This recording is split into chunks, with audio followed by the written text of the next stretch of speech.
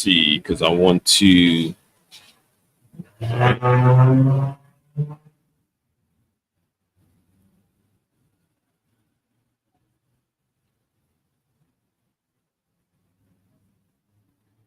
See, because I want to. Testing audio.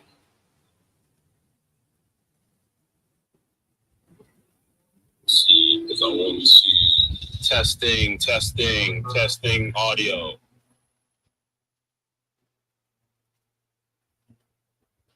See, because I want to. Testing audio. That, so that works. See, because I want to. Testing audio.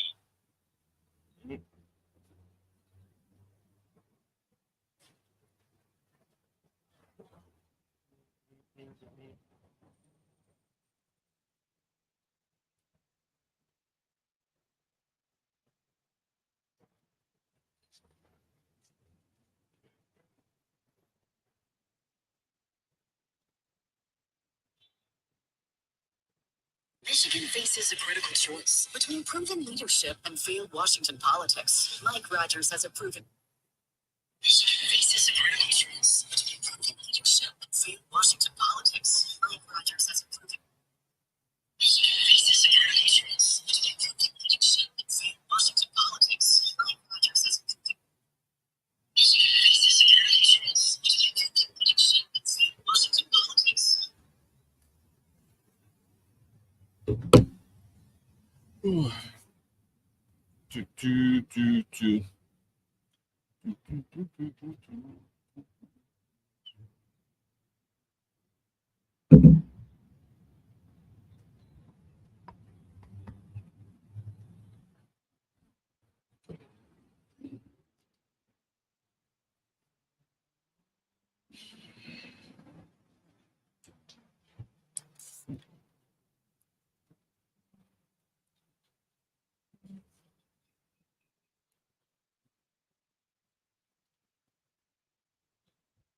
Okay, folks. Here we go. As one Crookshank here, your one and only Move Swiftly speaker, former Division I college football player, and current 5-time published author and educator, back again. And let me tell you, it is always an opportunity every single day. And I relay this message to as many people as I can, is every single day you're going to have an opportunity to either get better or you're going to get worse. And one of the two, you're going to have that option every single day. There's no staying the same. And whenever that decision comes up, I don't know what it may be for you, it's on you to decide to get better that day. And let me give you a real life example. So if you can recall, if you happen to be on my live stream earlier this morning, or if you've been keeping up with my work, you know that I've committed to doing a live stream every single Monday, Wednesday, and Friday. Myself being the morning person that I am,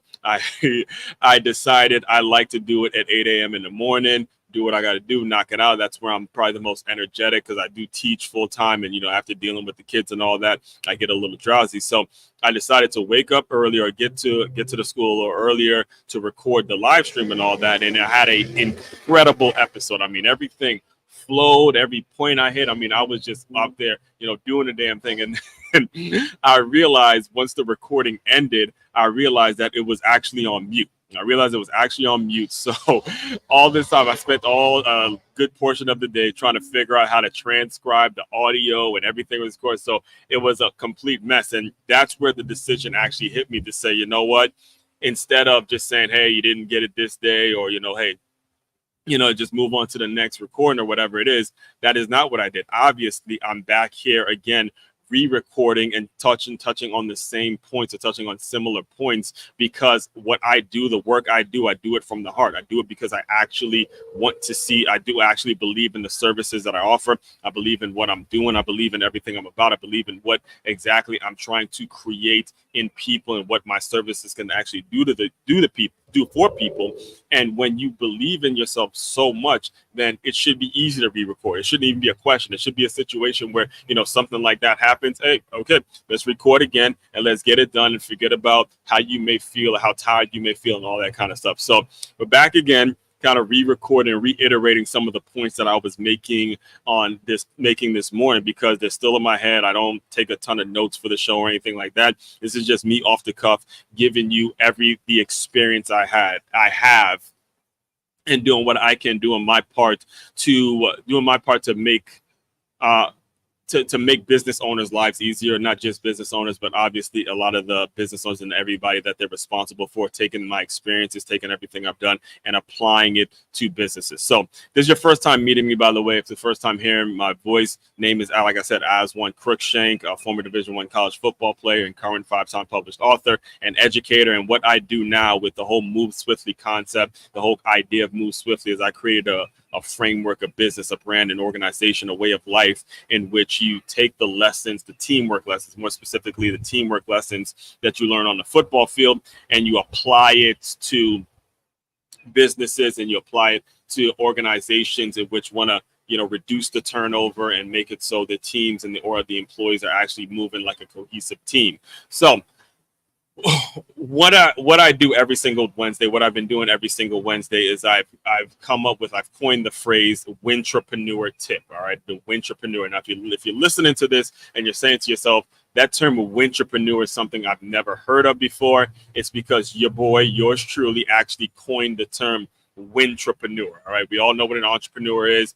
Some of you may or may not know what an intrapreneur is. An intrapreneur is actually somebody that has an entrepreneur mindset, but has a job that's paying them every 2 weeks, and has been blessed enough to be in a situation with the business and the entrepreneurial vision that they have is in alignment with whatever that company that's paying you every 2 weeks. There's a clear connection between the two entities, between the two organizations. And I just added a W at the beginning because of the football background and made it a wintrepreneur tip. So start off every single Wednesday giving you a wintrepreneur tip. And for you guys listening to me right now, you are lucky because you just got one previously. And the fact that I'm actually re-recording this, all right, that's actually what I mean when I say wintrepreneur, and actually doing your due diligence, staying responsible for your own self-determination, me knowing the long day I had, but still knowing that I needed to make sure I recorded this and all that kind of stuff.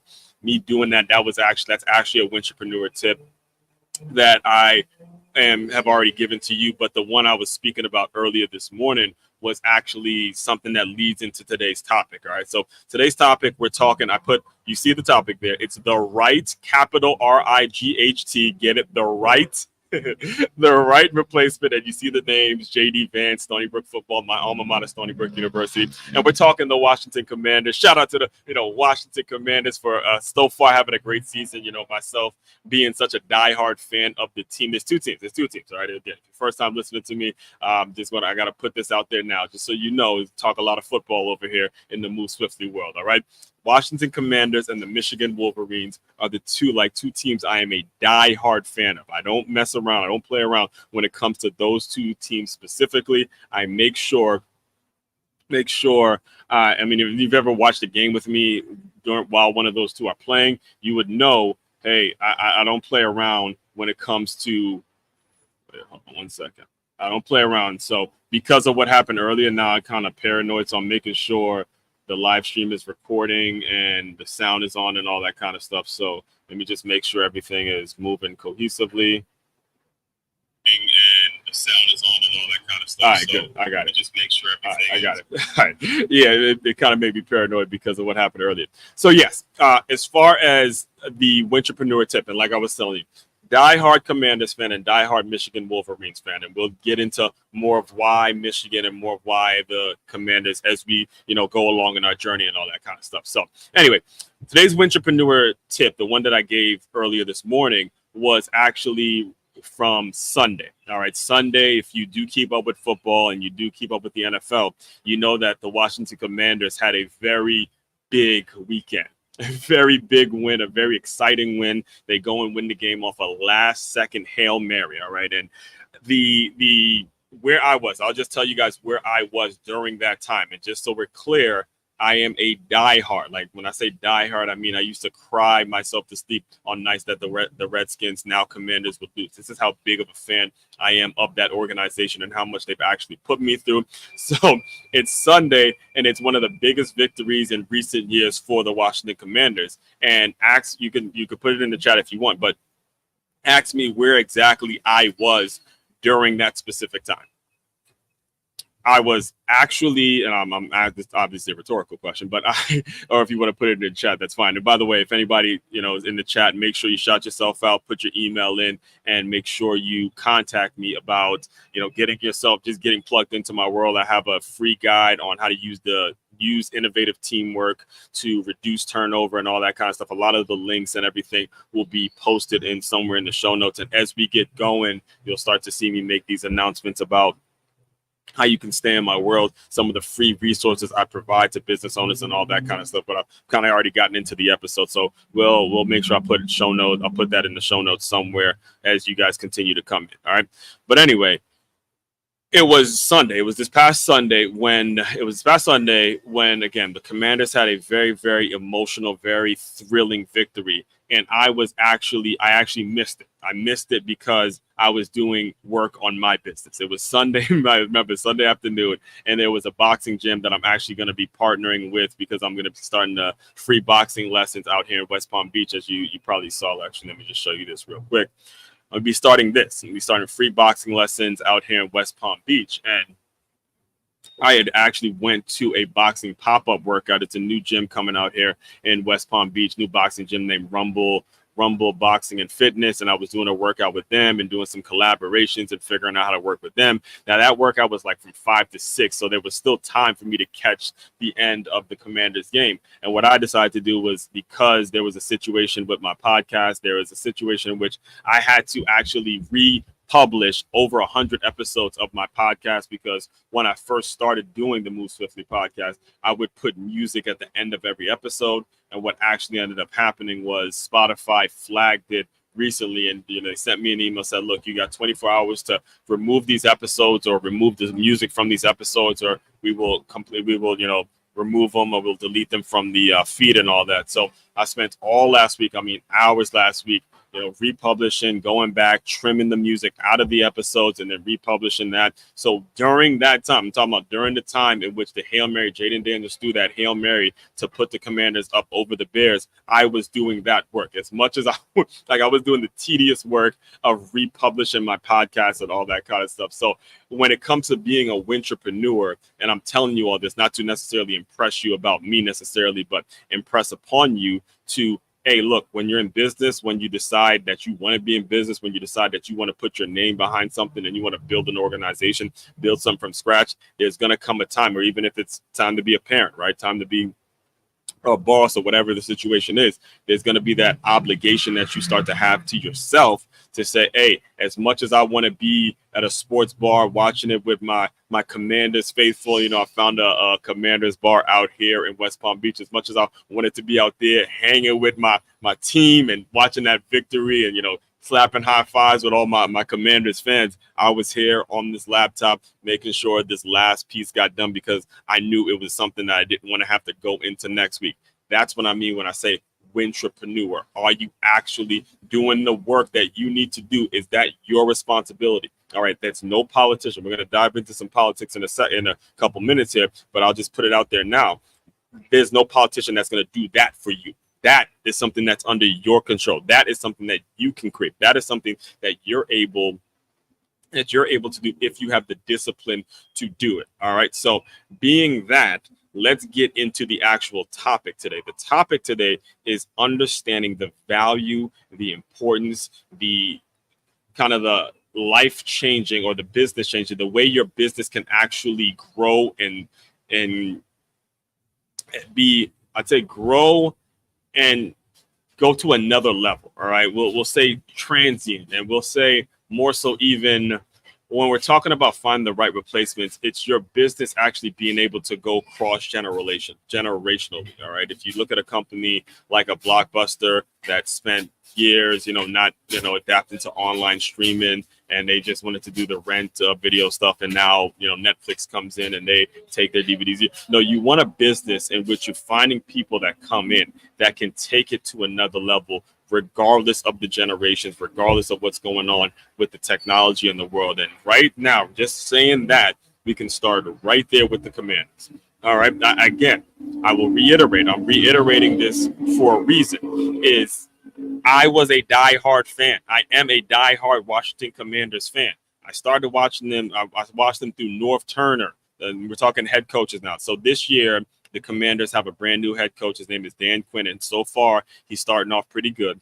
But I've watched them through North Turner, Marty Schottenheimer, Steve Spurrier, Joe Gibbs came. They brought Joe Gibbs back. They brought Jim Zorn back. They had Terry Robisky at a time. They were switching coaches so often that when it comes to finding the right replacement, when it comes to actually, really creating a cohesive culture within that organization, as you know, for the past years, it's been an absolute joke. It's been chaos when it comes to the leadership and the problems that we've seen when it comes to the Washington Commanders and all that. So when we're talking the right replacement, we can start right there with what's currently going on with the team. All right. Dan Quinn. All right. Dan Quinn has had a very great resume coming into the Commanders position. I thought that it was a smart pick. So just to go back and give you some history, I know if you're not into football, I'll just kind of give you some history on where he started. He actually played at Salisbury University. I believe it was Salisbury State when he played there, but he's familiar with the DMV area and he knows a little bit about what it takes to know how passionate we as fans are when it comes to the Commanders and all that. But also when it comes to the defensive side of the ball, you got to think this was the defensive coordinator during that Legion of Boom, during the time that the Seahawks had the Legion of Boom. And I don't know where you would rank them necessarily in terms of the top NFL defenses of all time, but they're definitely somewhere floating around the top 10, maybe even top 5, because they sealed the deal. They won with their defense. Not to say Russell Wilson and Marshawn Lynch and all that were bad players. They were, in my opinion, I do actually agree with what Cam Newton said a couple of years ago in terms of he was just a great game manager. They had a great run game in Marshawn Lynch, and then they played great defense. When you look back at that Super Bowl that they won in New York, they were going against the Denver Broncos, and it was Peyton Manning who was supposed to be the guy to come in and seal his deal as the greatest quarterback of all time, and it actually ended up being a blowout by the Seattle Seahawks. And if you really look at the way the game went, it was a defensive dominated game. All right. This was the defensive coordinator at the time. It was Dan Quinn, who's the current head coach for the Washington Commanders. All right. Understand that when we're talking the right replacement, all of these things matter. All of these things are very important when you're putting the people, when you're looking to replace people in new positions and all that kind of stuff. Right. So when we're talking about one of his major decisions, I don't want to call it the biggest decision that he made, but definitely somewhere that's very important when you're a new head coach coming into the NFL, given how offensive heavy, given how every rule, in my opinion, is based upon how well the offense is doing and to try to benefit the offense and all that kind of stuff.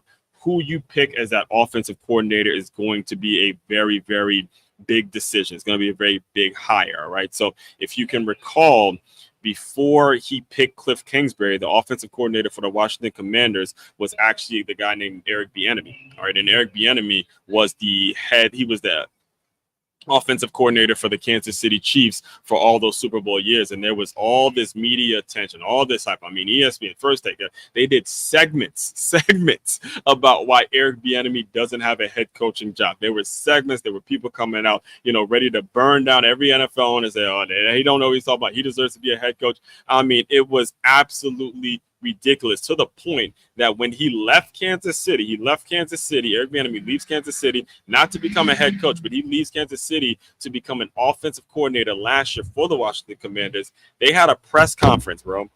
They had a press conference for an offensive coordinator hire. An offensive coordinator gets hired, and all of a sudden there's a press conference, and I believe his actual title was the head coach, assistant head coach as well. I think he had that title with Ron Rivera as well. I'm not sure. The bottom line is there was so much talk around who Eric Bieniemy was, what he deserved, all this media attention that was going on, and the offense just plain and simple underperformed. Did not look great under him. Now, granted, they didn't have a Jaden Daniels, they didn't have a quarterback, and I actually said it during that time. I actually called this out to where, as great as he may have been in Kansas City, he had the Pat Mahomes, he had the Tyreek Hill, he had Travis Kelce, he had a great system and Andy Reid. He had a lot of great things that were working for him that made it. And I'm never gonna say offensive play calling is easy, but it made it so he had the support that he needed so the offense could thrive. Right. So you go to the Washington Commanders. Ron Rivera is primarily known for his defensive prowess. He was a defensive coordinator before he became a head coach. And if you know anything about football, you know just because a head coach becomes a head coach doesn't mean they're gonna stop coaching the way they normally coach. So most likely Ron Rivera was spending a whole lot of time on the defensive side of the ball, and he made Eric Bieniemy like, look, you're the keys of the kingdom. This is your offense. Do your thing, right? So what happened was Dan Quinn takes the job, and he brings in a Cliff Kingsbury, all right? And that wasn't a really popular decision. It really wasn't, all right? Again, you get the national media who likes to poke holes or likes to talk about these hires as if they're actually in the room and stuff like that. But they basically said, oh, well, Cliff Kingsbury didn't deserve an NFL job. They basically said didn't deserve the NFL job when he was in Arizona because of his lack of accomplishment when he was at Texas Tech. Even he coached Patrick Mahomes actually at Texas Tech, and then he also coached Johnny Manziel as well. So when it comes and I'm explaining all this for a reason. I'm breaking all this down for a reason. In fact, this morning I remember saying the same thing. But the reason that I'm explaining all this to you is because when you take on a position of leadership, like let's say you're the Dan Quinn of your organization right now. Let's say you are the new leader, the new owner, the person that's responsible for bringing these people in. It's important that you block out the noise and you actually bring in the people that are going to be the most beneficial and that can be the best replacement for you if something should happen and if you should move away. To me, that's the reason that the Commanders have been so successful to this date, is because you get a Jaden Daniels type guy who's this new generation of quarterbacks, who isn't the Peyton Manning that's just going to sit back and try to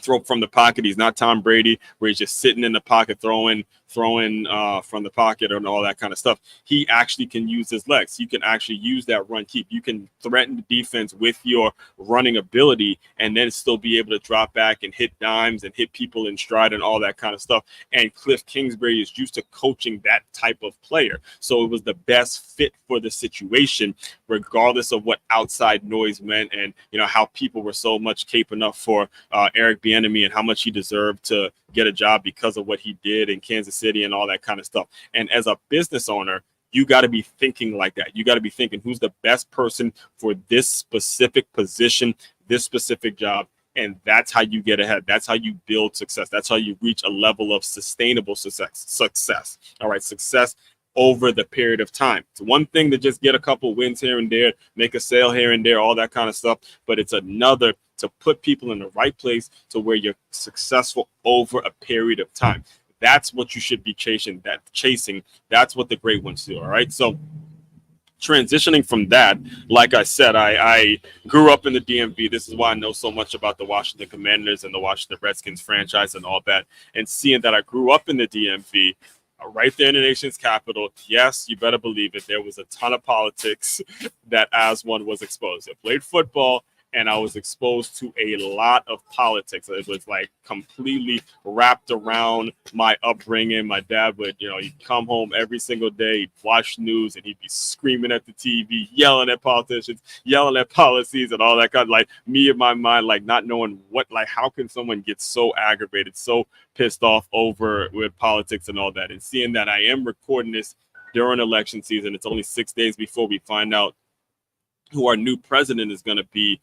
The thing that actually inspired the topic of this episode was the recent interview that JD Vance had with Jake Tapper. So before I go any further, before I start talking about it, I want to play you guys a clip. of just a little bit about what JD Vance had to deal with this quote unquote journalist, this person who's supposed to be objective, the person who's supposed to be like, since when do journalists start arguing with the guests that they have? They're supposed to be there asking them questions and letting them answer, not cutting them off and all that kind of stuff. But listen to this quick exchange. Now, I recommend you go watch the whole 17 minutes on your own. It's Jake Tapper and JD Vance talking over an interview with CNN. So watch it, and then we'll respond to it in a second. Said publicly 1.5% the military to go after the enemy within, which is the American people. He did not say that, Jake. The enemy he within? said that he was going to send the military after the American people. Show me the quote where he said he was going to. He said the enemy within. He said far left lunatics. He's talking about the people Pelosi's rioting. And said publicly. All right, so like I said, go watch the whole thing on your own. I recommend you do that. All right, and what bothers me about that whole clip, what bothers me about that whole exchange that they had is, it was about a week ago. All right, it's about a week ago where Kamala Harris, all right, current vice president and a Democratic nominee for president of the United States. We all know the name at this point, right? She had an interview with Brett Barrier, in which had this similar tone. There was a lot of fire back and forth. There was a lot of quote unquote cutting people off, and there was a very tense interview, right? And I remember the next day listening to segments about how Brett Barrier, well, first of all, it was only 25 minutes, and it was said that Brett Barrier, he was waiting for her. She was late for the interview in itself. So obviously he had to get certain questions out. So that's just going to say that now. But based on the exchange and how heated that exchange got between Brett Barrier and Kamala Harris, a lot of people came out the next day. There were segments, there were actual segments about how he was so rude to her, how he doesn't need to be cutting off the vice president like that, how he's misogynistic, how he's, playing all into a lot of the Democratic talking points that if you're anything like me, you've kind of gotten tired of hearing at this point, right? So the question I have, and you could put your answer in the chat or whatever it is where's the segments for JD Vance? Where is the uproar? Where's the, hey, Jake Tapper, you're supposed to be an objective journalist. You're supposed to be the one asking him the questions and letting him answer the questions and not attacking him and trying to, paint pictures of, not trying to get him to say certain things and trying to insinuate certain things, trying to put words in his mouth and all that. Where is the segments for that? You see, whenever I talk politics, whenever I talk this election season, and I never would be the irresponsible, I'll never stoop to the level. I'm still moved, by the way. I am still moved, all right? Still moved by Michelle Obama's famous, they go low, we go high spiel. I'm still moved. I still believe in that, even though, again, the words and the actions aren't really measuring up lately when it comes to a lot of the shit that the Democrats are doing. But when it comes to my criticism or what bothers me about Kamala Harris, it is not her. I believe she's an incredibly accomplished lady. I believe that if she wasn't running for president, I would have nothing but kind things to say about her. I think she has done some incredible work for herself, her career. Everything she's done deserves to be commended.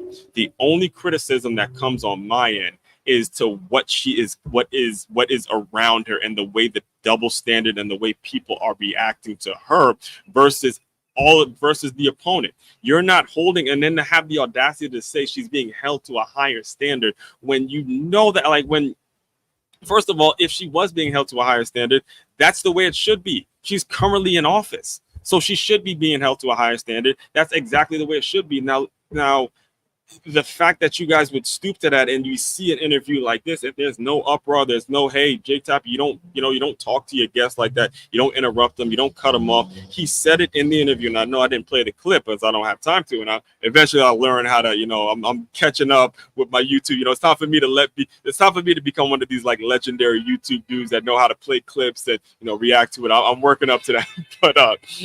But if you watch the whole thing, he said it. JD Vance said it in this interview. He wants to talk about why grocery prices are so high. He wants to talk about the plan, why gas prices are so high. He wants to talk about the actual economy. He wants to talk about the things that American people care about and why they are voting and what they're hoping to get out of their president. And all you want to talk about is what somebody who used to work for Trump said about him and what they call him, so you can continue to feed this narrative that he's some sort of a menace to society. And on that point, then, and this is the issue. And I spoke about this earlier this morning when I was talking about how embarrassing it is for Kamala Harris to be a 49ers fan. The Dyer, has come out and said publicly that she's a San Francisco 49ers fan, and you have one of the star players from the San Francisco 49ers wearing a MAGA hat, like making a point to go wear a MAGA hat for your team. You were in San Francisco, all right? That the reason that somebody would go out of their way to do that is because when you spend so much time, so much of the 90 days that we have seen this woman on the campaign trail, so many interviews, so many things that have been said, it has been so much. What's up, bro? It has been so much about how bad Trump is. So much of that. When you trash your enemy I don't want to call it enemy, but when you trash your opponent to the point that the people who do love Trump, the people who are diehard supporters of Trump, he obviously has millions and millions. He has over half the country is supporting him. And when you trash that individual and you don't have the decency to even have any respect for your opponent, eventually these things start to catch up to you. Eventually that mindset, eventually that energy that it takes to beat someone down and bash them and trash them and trash them and trash them over and over again. Eventually that stuff starts to catch up to you, and you get folks who really wake up. You really get folks, a critical thinker like myself. I don't have a dog in the fight. Democrats not paying me for this. The Republicans aren't paying me for this. I'm going to be doing exactly what I'm doing, regardless of who's in office next week. All right. So I don't have a dog. I don't have a horse in the race. I'm just being a critical thinker. And I'm watching two people. One has been the Republican nominee for 3 straight election cycles. That's 12 years, guys. 4 times, do the math. That's 12 years of this man. It's for some reason he's making it. For some reason he continues to make it to the top of the ticket. And then you have, obviously one of those years he was obviously already the president, but at the same time, even though he wasn't there, at some point we'll say 2. Then we'll say 2 elections if you want to get technical.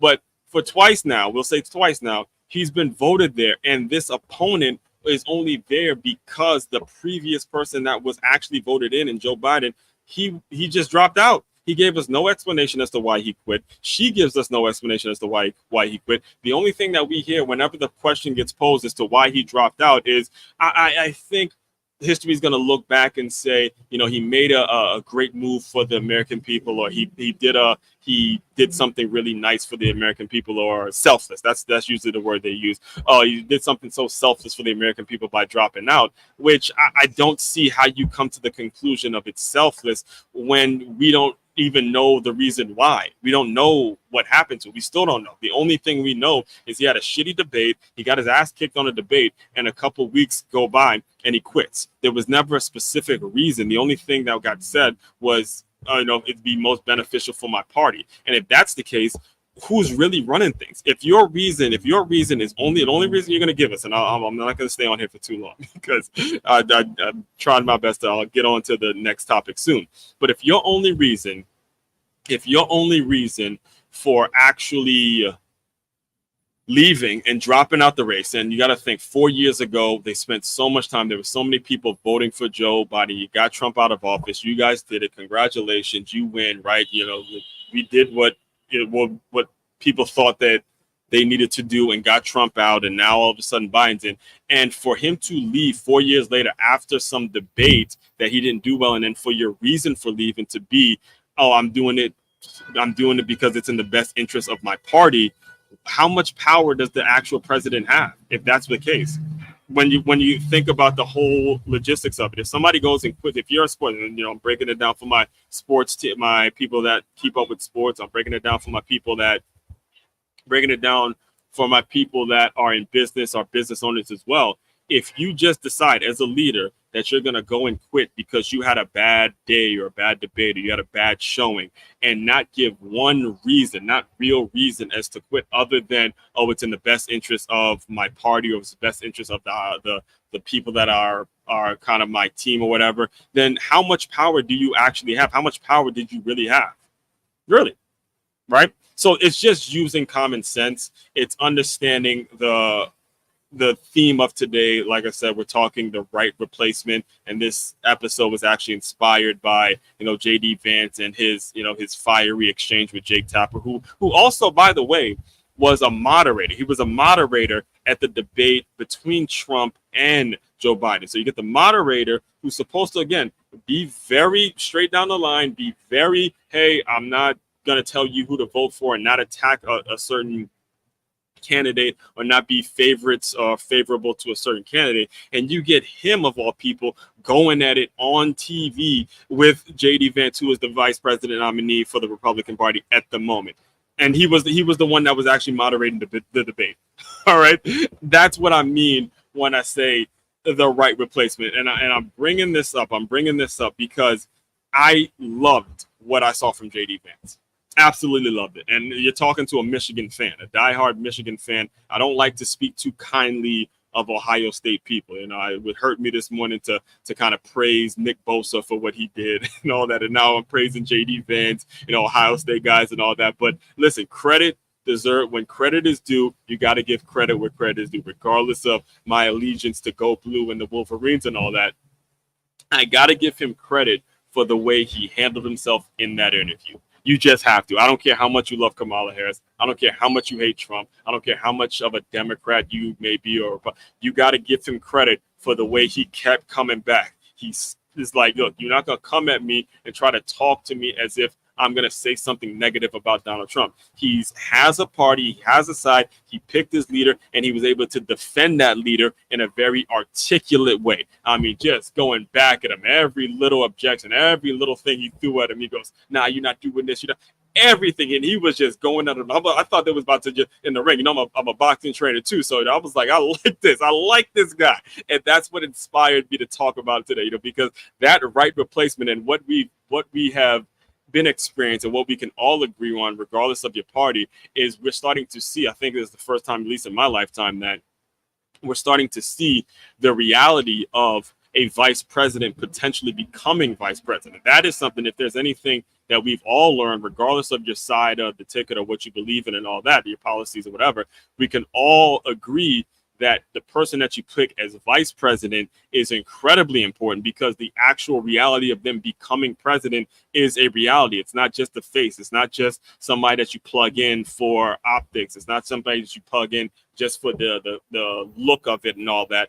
Based on what we're seeing with this election and what we got to take away from this election is how important that vice president pick is. And when you look at the way he was going at my man, like that, to me, if you're talking about new leadership, you're talking about new leadership, I just, again, I like what I saw from him. Obviously, still more to be determined as I continue to do my research. I'm actually because, again, I'm a Maryland guy, I'm actually a huge fan of Wes Moore.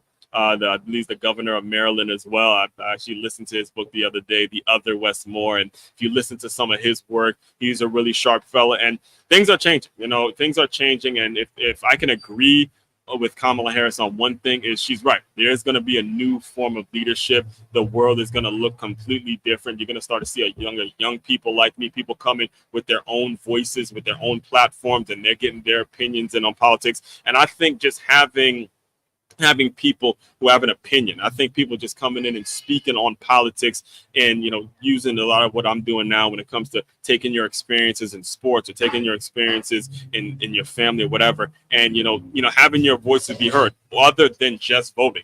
Having your voice be heard is not just a matter of voting. Understand, we fought to have the right to vote. All right. Now that we have that, now it's about letting your voice be heard and giving your opinion, your honest opinion, regardless of whatever your party is, regardless of whatever your ethnicity is, regardless of whatever your gender is. You got to really just give your thoughts and give your honest feedback. And that's what we're seeing with this new generation of leadership, whether it is JD Vance or it is a Kamala Harris. We're seeing a new way forward. And you can think, in my opinion, you could thank a Donald Trump and a Barack Obama for that, because you see that these were two different dudes. These weren't like life politicians. You had Obama, who was just smooth with it. He's out there quoting rappers, and he's knowing their songs. Be like, he's talking rap. Like, I remember there was one time he was talking about Hillary, and he wanted to shake his shoulder. He dusts his shirt off his shoulder, and he's coming out. He's rapping Eminem, and you get Donald Trump, and he's talking about. He's a former NFL owner, and he's telling the NFL players to stop taking a knee, and he's, swearing and shit. I'm like, okay, it's not the typical politics anymore. And I think the best part, especially being a kid from Maryland, I just love the debate. I love the conversation. I love the back and forth. I love the being able to, you got your opinion, I got my opinion. We could just duke it out with the words, and we could really figure this out. I think all that stuff is great, and these conversations need to continue. All right, so I'll leave politics alone for now. Leave politics alone for now, and we're gonna get into my final topic today, which is Stony Brook football. The Seawolves. Ooh. Wow. Right now, 6-2 under brand new coach Billy Koch. And I got to tell you just a little bit about why it's kind of rewarding to see how well they're doing from a distance. All right. When it comes to Stony Brook football, actually, before I get started, let me get a tip of water.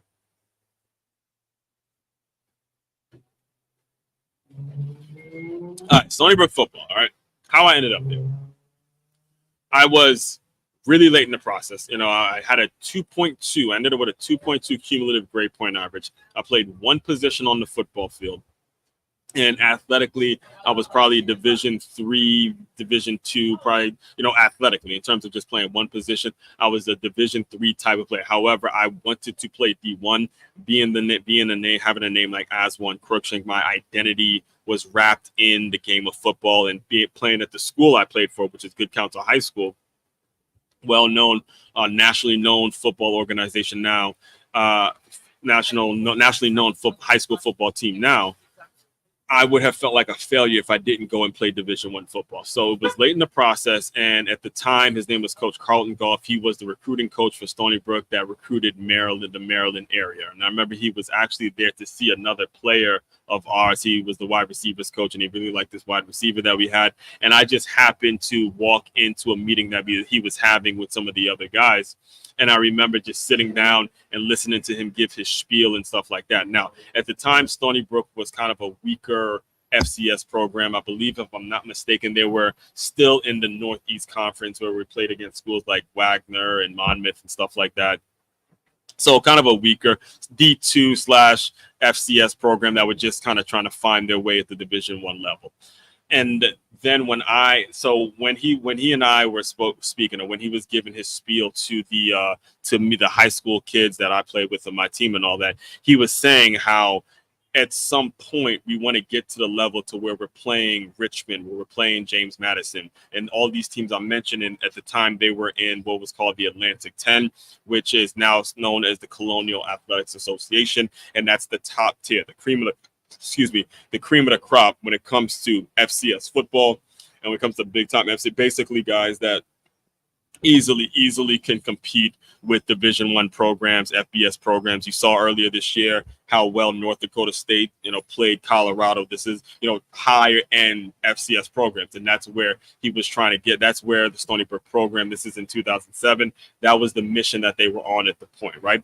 As of now, right now, they are ranked. They play in that conference. They play in that conference, and I'm going to fill in some gaps here. But they play in that conference of the Colonial Athletics Association, and they're currently ranked. They're currently 6-2 under the brand new coach Billy Koch. All right.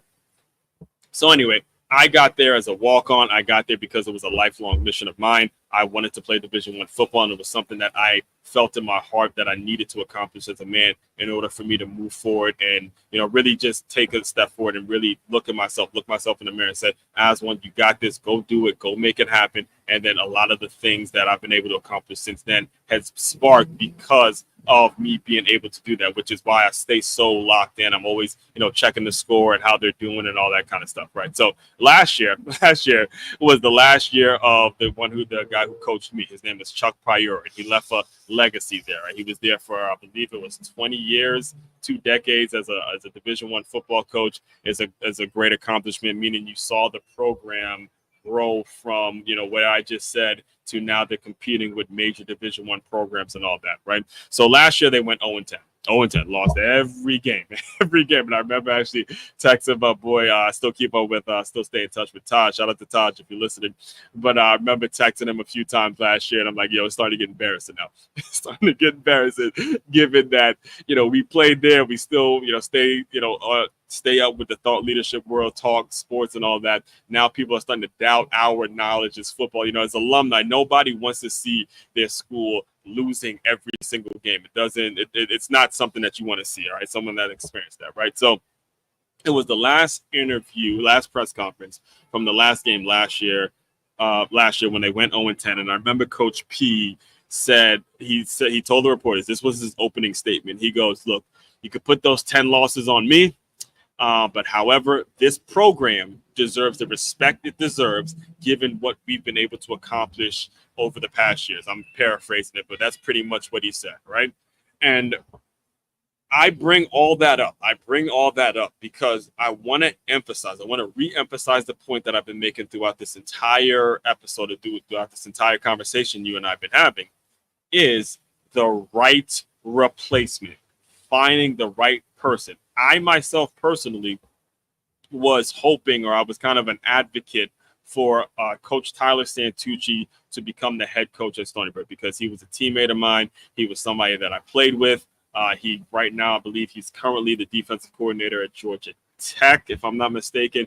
I remember last year he was at Duke, and how well Duke was doing, and his coach Mike Elko is now the head coach at Texas A&M. So I knew Duke did well. Actually, I remember watching the defense when they beat Clemson when Duke beat Clemson last year. I remember watching Coach Tucci, and actually this year when they beat Florida State, and I saw Coach Tucci, I'm like, let's go Tucci, So I was kind of an advocate for him to come back to Stony Brook and kind of, seal the deal, have it come full circle and all that kind of stuff.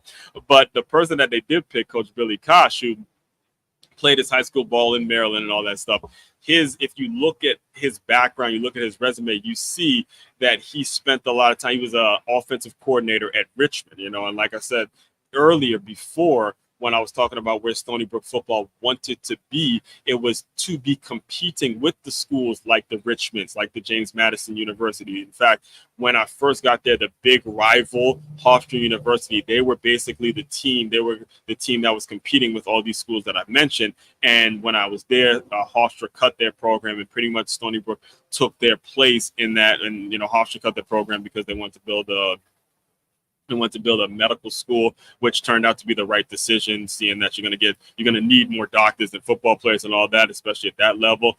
But Stony Brook has now become that program that is able to compete at a higher end FCS level and can beat. In fact, we actually did beat a FBS program. I remember one year we actually did beat Army. We beat Army one year, and I'll never forget that, because a lot of the guys that I had played with, I remember seeing that they finally beat an FBS program, and that was like a big deal.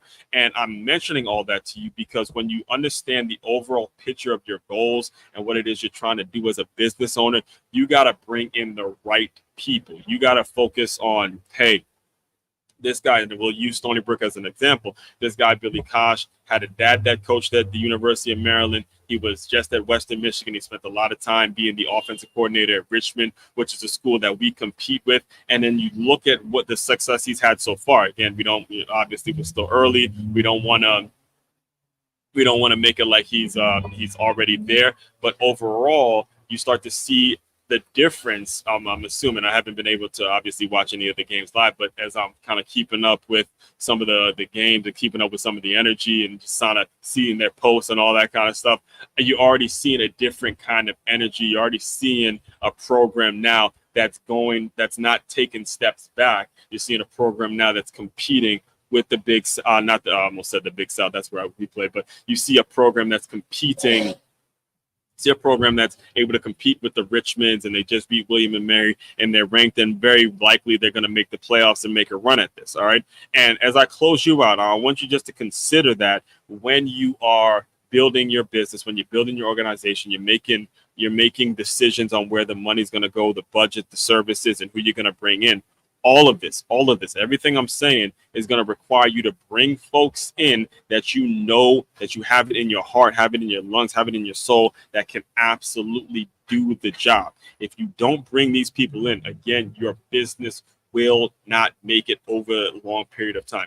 You've got to be constantly wired in a way where you're bringing in and thinking about your replacements. All right. So there it is. All that being said, let me make sure, because again, it got me really paranoid because of what happened this morning. I realized my sound wasn't going, so I'm going to check it one more time to make sure all of that recorded live. And let me make sure, yada, yada, yada. Let's go. All right, all right. All right, it did. All right, it did. It recorded. Let's get it. Let's get it. So this is live. If you are interested in working further with me, again, just drop your email somewhere in the comments, or shoot me a message, and I'll send you over all the information and the free resource that we have over here in the Move Swiftly world. We're all about helping business owners of 20 or more employees create cohesive teams, making it so the employees, the staff members, they're moving in a way very much like a championship high school football team. They have that level of commitment. If that is you, if that's something that you'd be interested in working with me on, please, please, please get in touch with me, and we'll go from there. Everyone out there, and I'll just give everyone out there the main website to check out to dive deeper into all my work, into everything. It's makeyourmove.com. That's MAKEYAMOVE.com. I am here Monday, Wednesday, and Friday. Also, actually, Sunday. Shout out to Kimberly Blue if you're listening as well. We do Stay Hired Sundays. And eventually, now that I'm really getting the hang of this technology thing and knowing how to, put certain videos and get everything checked out, you better believe at some point going into this new year, you're going to start seeing me doing this every day, because it's time for me to catch up to the legendary YouTubers out there, the legendary content creators out there. Time for me to really get do my thing. All right. So again, main website, MakeYourMove.com, MakeYourMove.com. Aswan Crookshank, your one and only Move Swiftly speaker, checking out. You guys continue to move swiftly. We will talk more soon.